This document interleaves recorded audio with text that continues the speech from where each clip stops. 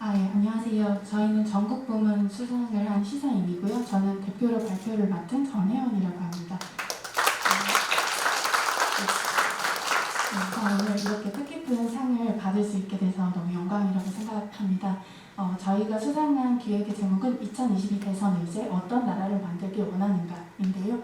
이 기획을 어떻게 좀 하게 됐고 취재를 했는지 말씀드리고자 합니다. 저희는 사실 주간지입니다. 그러니까 목요일날 회의를 하고요. 그 다음 주 수요일 목요일에 마감을 합니다. 근데 그 마감을 한 뒤로부터 2주 뒤에야 온라인에는 업로드가 됩니다. 사실 굉장히 정신없이 돌아가는 대선판에서 2주 뒤에도 살아남을 기사를 쓴다는 것은 엄청난 도전이 아닐 수 없습니다. 그래서 당시에 저희가 이런 기획을 한 의도를 이종태 당시 국장이 밝힌 바가 있는데요. 예컨대 선거가 시장이라고 한다면 정치인은 유권자에게 정책이라는 상품을 팔고 표라는 대가를 받으려고 하는 거죠. 근데 이것도 시장이기 때문에 정치인들이 예를 들면 허위 광고를 하거나 불량품을 판매할 수도 있습니다. 혹은 이 정책으로부터 이득을 얻는 유권자가 사실 전체 유권자인 것처럼 말하지만 부유층에 불과할 수도 있죠. 그래서 이런 선거 시장의 불공정 거래를 차단해야 하는 거 아닐까 이런 문제의식을 가졌었고요. 특히나 이런 선거 시장에서 국가 공동체 유지 발전이 굉장히 중요한 의제임에도 불구하고 거래가 자체가 일어나지 않는 그런 종목들이 있습니다. 예를 들어서 기후위기, 연금개혁, 노동시장 개혁 이런 것들이죠. 굉장히 해결이 오래 걸리는 데다가 성공할지도 알 수가 없고 사실 단기적으로는 유권자 일부가 좀 손해를 볼 수도 있죠. 그래서 아무도 이야기를 하지 않지만 굉장히 중요합니다. 이런 정책들이 어떻게 활발하게 거래될 수 있을 것인지 언론으로서는 좀 그런 거를 이제 바람직한 시장을 조성해야 된다고 생각을 했고요. 그래서 저희는 한국 사회에 굉장히 시급하고 중대한 과제, 그러니까 갈등들에 대해서 각 대선 후보들이 뭐라고 답하고 있는가, 나아가서는 답하지 않고 있는가를 좀 주목을 했습니다. 그래서 이제 이 사람들이 도대체 어떤 나라를 만들려는 거냐를 좀 주목을 하게 되었습니다. 그래서 저희가 이제 대선 때까지 이제 0.73 이게 대선 그 다음 1위 있는 주에 나온 거고요. 그 전까지 8개 의제를 연재를 했는데요.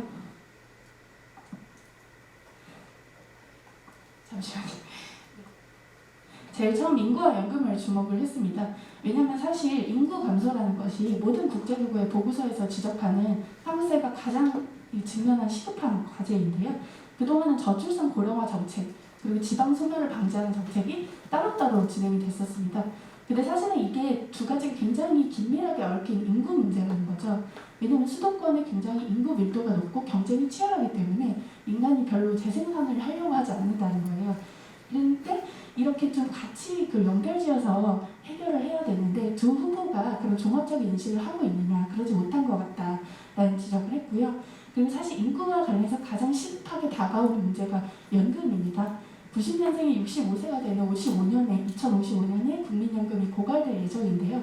사실은 대선 직전까지도, 대선 당일까지도 구체적인 어떻게 개혁할 것인지 공약을 양 후보가 모두 내놓지 않았습니다.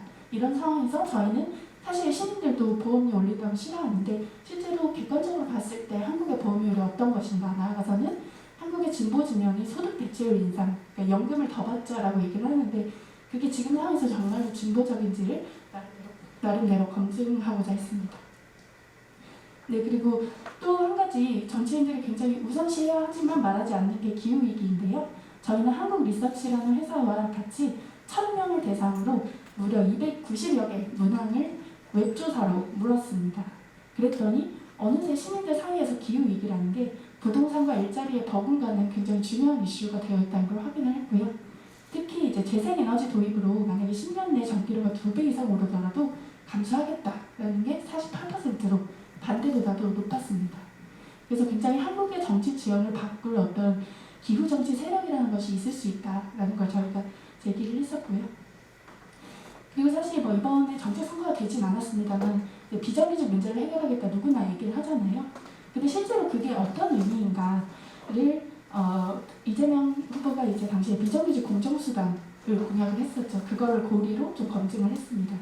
사실은 비정규직한테 단순히 조그만 수당을 주는 게 문제가 아니라 정규직이든 비정규직이든 동일한 노동을 했을 때 동일 임금을 주는 것이 먼저다. 그 이후에 추가적인 보상을 해야 되는 건데 그게 이루어지지 않는 게 희심이다라는 것을 지적을 했습니다. 그러니까 우리가 최저임금 인상도 해보고 비정규직 정규직화도 해봤지만 결국은 이제 동일노동 동일임금으로 나아가야 되는 거 아니냐라는 얘기를 좀 선도적으로 제기했다고 생각하고요. 네, 그리고 또 하나 이번 대선의 특징이 GTX 노선을 막 신설하겠다 이런 공약들이 굉장히 경쟁적으로 저게 가능할까 싶게 나왔었습니다. 그리고 사실 수도권에 뭐 주택을 얼마만큼 건설하고 심지어 용적률을 어떻게 하겠다 이런 게 굉장히 특정해서 공약을 했었는데요.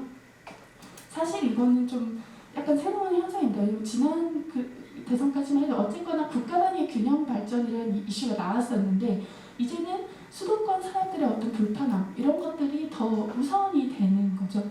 실제로 그게 더 표가 됩니다. 왜냐하면 수도권 유권자 비중이 이제 절반을 넘었기 때문입니다.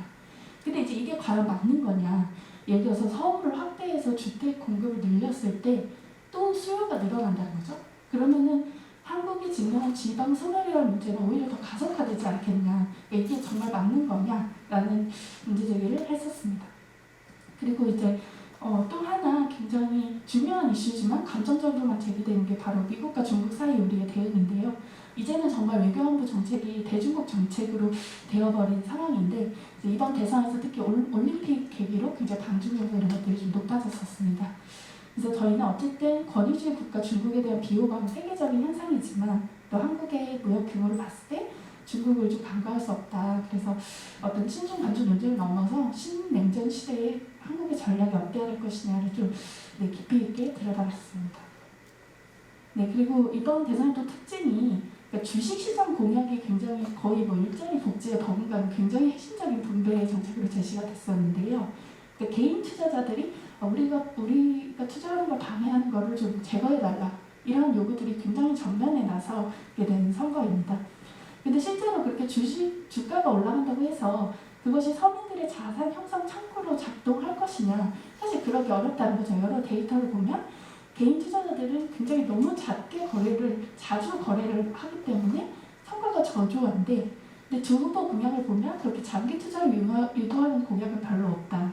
나아가서는 소득이 낮을수록 전체 자산 중에 주식 보유 비중 자체가 작기 때문에 이렇게 막 주식시장이 좋아진다 한들 그것이 자산 불평등 해소에는 좀 오히려 부정적일 수 있다는 것을 지적을 했습니다.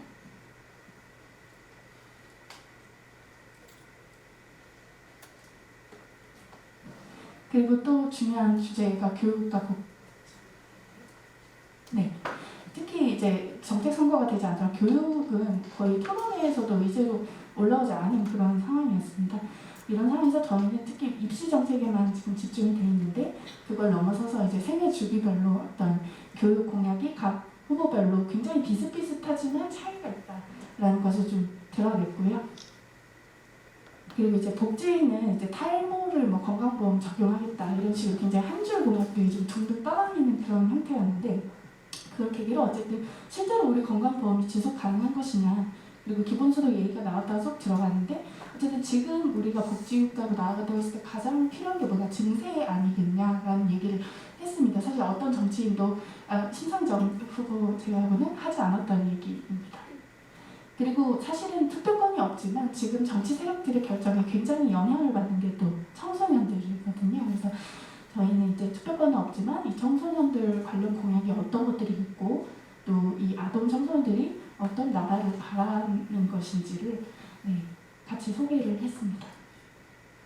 그래서 앞서도 말씀을 주셨지만 실제로 기사 작성 시점에도 그리고 대선 직전까지도 어떤 주요 공약이 확정이 되지 않고 핵심 사안, 기본소득 등등 해서 굉장히 이렇게 출렁 있는 그런 상황 속에서 정책 검증 나아가서는 대안을 제시한다는 것이 사실 쉽지는 않았었습니다. 그리고 또 하나 체감하는 거는 이제 유튜브가 좀 본격적으로 메인 플랫폼이 된 첫 선거였고 3프로 TV가 굉장히 화제가 되기도 했었는데 그런 상황에서 주간지 텍스트 나가서 언론의 역할이 어떤 것인지 굉장히 고민을 하게 되는 선거였는데요.